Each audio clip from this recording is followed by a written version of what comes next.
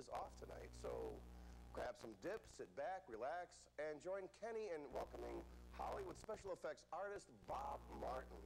And me, I'm Greg Dean.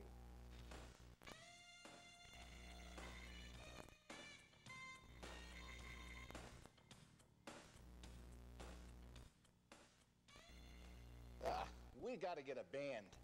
Do me a favor now and say hello to our good friend, Greg Dean. Greg, so glad to have you here. Ken, this is my first co-host stint. All the lights, those big cameras. This is going out approximately 800 square miles. I want my nana. Kenny, before we bring out our guests, let me ask you now. You were there at the courthouse in Herkimer when Louis Lent was sentenced. Would you mind sharing a little of that with us? Absolutely. Yes, I was there. Okay. Yes, I was. Got a few questions I wanted to ask you about that. I mean, more serious note. Were you in the courtroom? Did you get into the courtroom, or did you have to stand outside, or were you outside, or? Actually, I was both places. I was outside and I was in the courtroom. When I say in the courtroom, there was such a large crowd there that they had an overflow room. The overflow room basically being for a lot of the media that was there. Mm-hmm. Did not get in the actual courtroom. However, you might say that you were there as they had monitors within the overflow room that you might say that you were there. So you heard and saw everything? Absolutely, absolutely. Oh, that's interesting that they set that up like that. I understand there was also a lot of coverage. There was coverage from people from outside the New York area, right? Did you happen to notice that? I've never seen so many television cameras other than at a Super Bowl or World Series game. The television coverage and the media, the newspaper, radio, you name it, that was there. I believe I did catch a glimpse of Channel 4, I think it was WBZ out of Boston, to say outside of New York State. So the coverage, yes, you name it, they were there. Yeah, it was pretty big. Yes, it was. Very impressive. Well, you were in there. Were the people hostile? Were they yelling? Did they yell at Louis Lent at all? Or? I think I didn't actually hear any yelling. I think people were hostile, but amongst themselves. I think the emotions were held in. There wasn't any outcries from people, but I would say the mood was like cutting a knife. It was very thin. The air was very thick in there. But the mood of the people they kept it to themselves. It was done very professionally. Yeah. So the mood of the courtroom itself was. You could almost hear cries of outcry, but like I say, nobody actually did protest in any way. It was listen to the district attorney and to the judge, and obviously anything that Louis may have had to say. Right.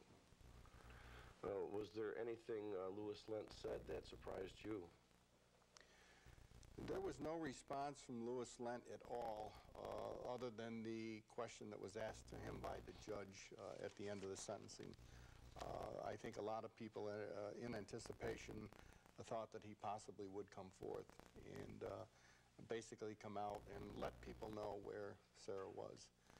It's hard for the parents of those people, both of Bob and Frances, and of course the children, and they all had an opportunity to speak. The family did speak, which was very, very emotional, but again, held their cool, and it's something I know that I could not have done.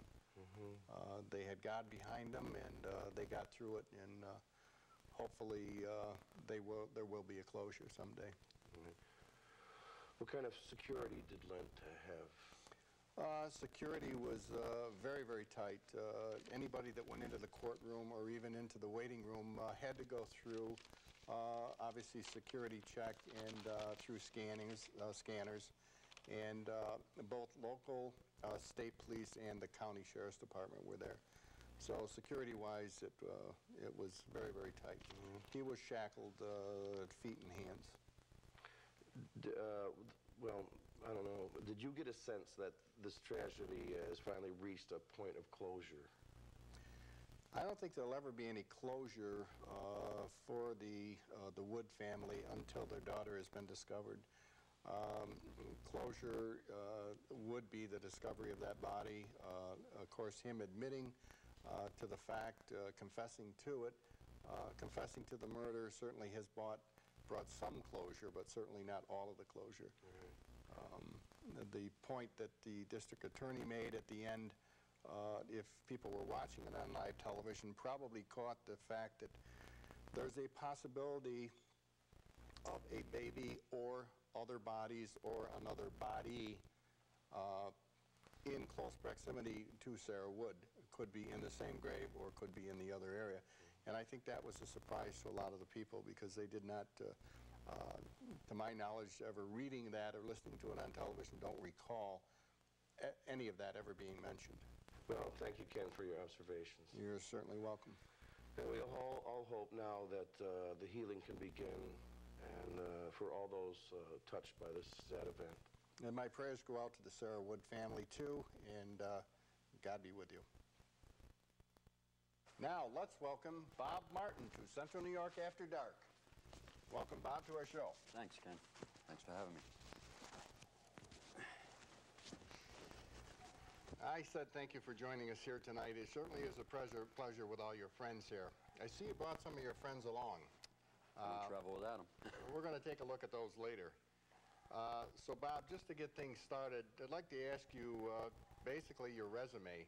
How did you get started in this animated field? Well, the animated field, I started in about 1974. But actually, special effects, I started when I was about 13 years old.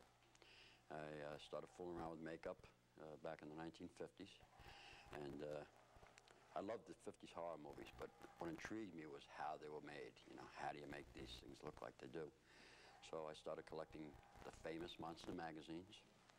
And in those magazines, they tell you a little bit about makeup, and started fooling around with it on my own. And by the time I was in the service, when I was 17 years old, I was doing makeup, and even in the service, playing around with the makeup.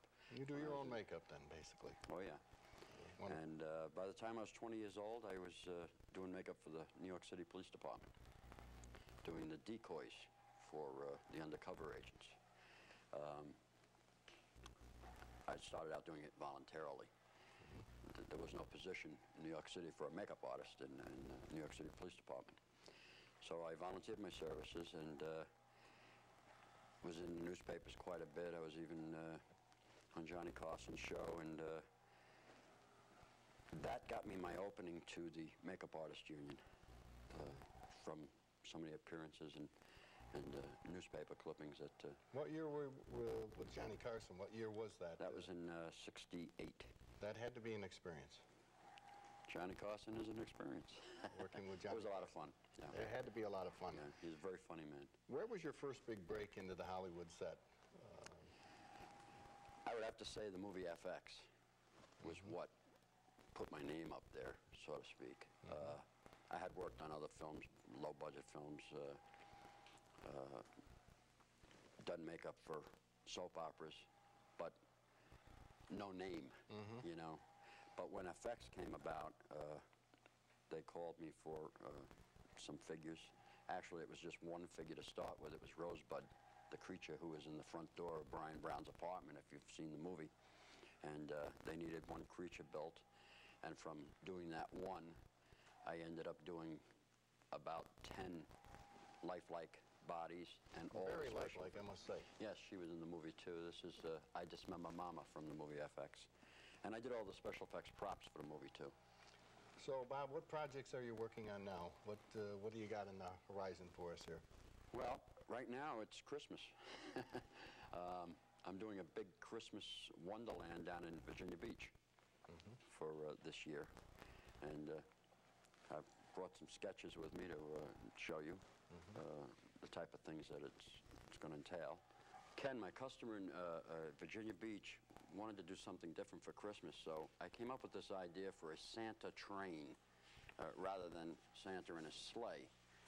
So as you can see, I have a train here and a poem that goes along with it, which is kind of catchy, if you want to read it. The time is so close to when Santa will come, and we're all full of hopes that he's bringing some fun. But we ask for so much, He was so loaded down that his sleigh and his reindeer couldn't get off the ground. Then one little elf, who was really a brain, came up with the idea of sending Santa by train. So they sawed and they hammered and first built the tracks using nails, lots of glue, and even thumbtacks. They built the whole train and then they packed it with toys so Santa could deliver to all the girls and boys. So if you're real good and listen real hard, you might hear Santa's train pulling in your front yard. So that's one of the ideas that I'm doing. And we also have the night before Christmas. That's going to go in. It's going to be about 40 figures, and there'll be about 15 sets. I don't have to get into all of them here, but it's going to be quite a job, an interesting job. And they're all animated figures. Okay, and the figures themselves will be about... Life-size animated? Oh, no. They're going to be approximately 20 inches high. Also, I'm working on Halloween for Virginia Beach, the same customer. And he wants to do a Halloween theme park. And it's going to be a haunted house, a hayride, a museum, and celebrities, movie stars, which I supply to my customers every year when I build these Halloween theme parks. Tell us about some of the stars. Who are some of the stars that you have worked with? Well, I've worked with Brian Brown and Brian Dennehy on the movie FX. I've been on shows with Linda Blair, Kane Hodder, who plays Jason in Friday the 13th. Correct. Gunnar Hansen, who was Leatherface in the Texas Chainsaw Massacre. Debbie Dutch, who is one of the Scream Queens. Debbie Rashan, who is, she doesn't like to be called a Scream Queen. She's a growing actress, and she's very good. She's been in quite a few movies. I don't have the list with me. I just started working with her this year. Bobby Boris Pickett, who was, of course, from the Monster Mash. Bob, do you feel that computer animation will eventually take the place of miniatures, animated models, etc.? No, I don't. You do not? No.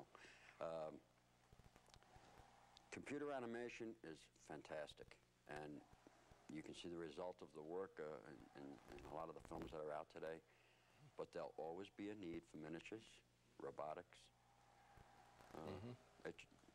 There's always a need for it. I'm not worried about it at all.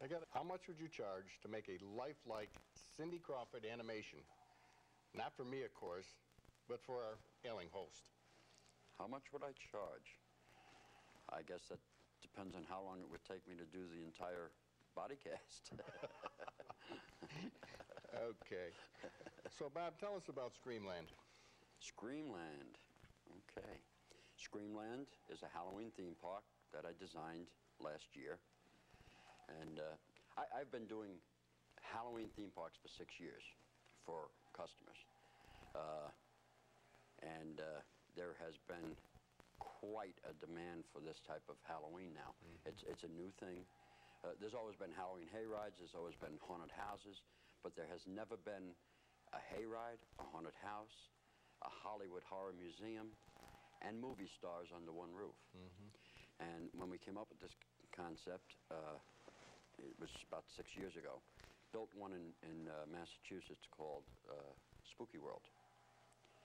It took off unbelievably. I mean, in the third year that it was open, they had 173,000 people go through in 31 days. That's $16 a piece.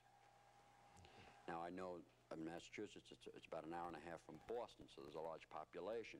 He has had as much as 230,000 people go through.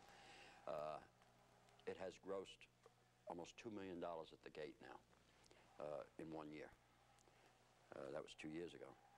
So ever since Spooky World, I built one in Wichita, I built one in